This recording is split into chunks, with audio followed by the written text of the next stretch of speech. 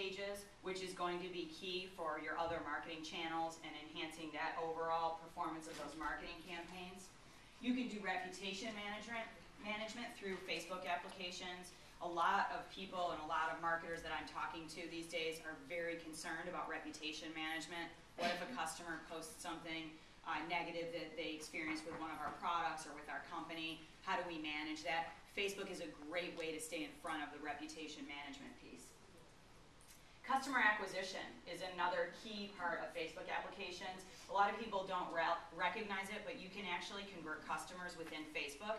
You can have them fill out a lead form, establish their contact information, and actually provide them with a catalog of products and allow them to complete a purchase if you would like to do that within Facebook. So lead generation, of course, client retention, giving your customers another way to interact with you, which creates stickiness and again increases that retention factor with your customers.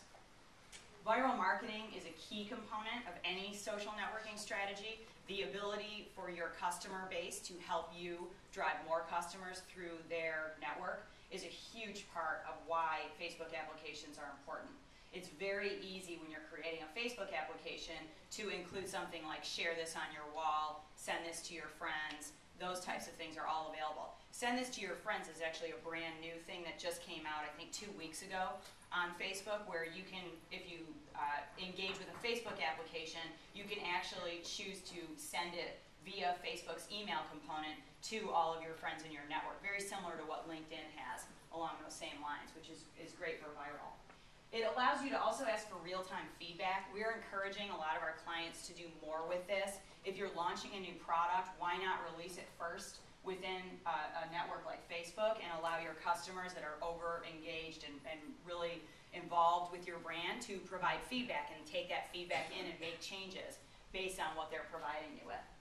And then also building a business case. So, oftentimes our clients come to us and say, we want to do social media, we know we need Twitter, we need Facebook, we need YouTube, what do we do, where do we get started?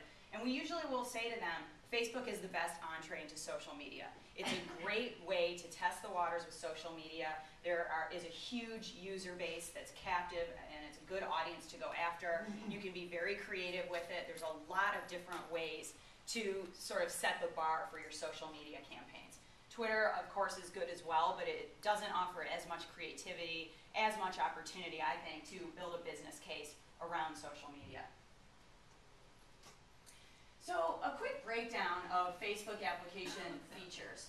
Most platforms that you can build applications with, and there are several. The Threadless folks mentioned Wildfire is one that they use. We work with another one. There are probably 4 or 5 sort of leaders in the Facebook application area. And most of them offer a few different services, all of which I think are very valuable from a marketer standpoint. As we know, if we've tried to do social marketing campaigns, there can be a lot of time involved, and it can become sort of a vacuum where a lot goes into it and not a lot comes out, and things sort of spin around, but nobody's sure exactly what's happening. And in order to alleviate that, some of these tools can be extremely beneficial. So most platforms will offer applications, so the ability to create value-driven sort of landing pages or widgets or different things that, again, just really promote that creativity and engagement with your fan base. But also they offer things like publishing, which allows you to schedule your posts to allow different people within your organization, or if you're an agency, your clients as well, to all publish their posts through one key point. And that way you can also create escalations, you can create auto deletions and things like that through the moderation feature. So another tool that's very useful that we use all the time is creating auto deletion keywords. So if there are swear words or competitor names or things that you don't want to go onto Facebook, you can create an auto deletion alert within one of these platforms, which involves no human beings. It's not a manual process. It literally goes up and 10 seconds later it comes right down. You can also create a list of keywords that are sort of questionable. Those are the yellow flagged keywords. Those are the ones where you'll get an email alert that says something that we think may be questionable has been posted, and then you can go in and decide on your own if you'd like to pull that down or let it stay up. So moderation feature is really important. The other thing we like about moderation is there is a workflow mechanism involved there too. So if you're posting, you know, from multiple different points, if you have a lot of different people involved, you have the ability to control things through this workflow mechanism. It's not a situation where people are just sort of, one guy's using Hootsuite, one guy's using TweetDeck, one guy's posting directly, nobody knows what's happening. Everything is funneling here. And you have a nice record of everything that's been posted within your publishing platform. And then the last piece, which could be argued to be the most important piece, is tracking and reporting. So a lot of people are using some level of tracking for their social media campaigns through Google Analytics. I know that Google Analytics recently launched an enhanced social media tracking capabilities. Anyone using that currently? Okay, I guess we're the only ones. So that's a great tool, and I highly recommend it as a side note if you're using Google Analytics to check that out, because you can get a lot more information from your social marketing strategies than you used to be able to, and that's a very new feature. But also, these platforms will allow you to take your tracking to a much deeper level. And the reason this is important is because I used to say back in 2004, 2005, clicks are great, and impressions are great, clicks are great, but really we want to talk about sales, we want to talk about sort of a deeper level of data. Now that it's 2011, everybody knows that, and I don't hear people talking about impressions anymore, hopefully.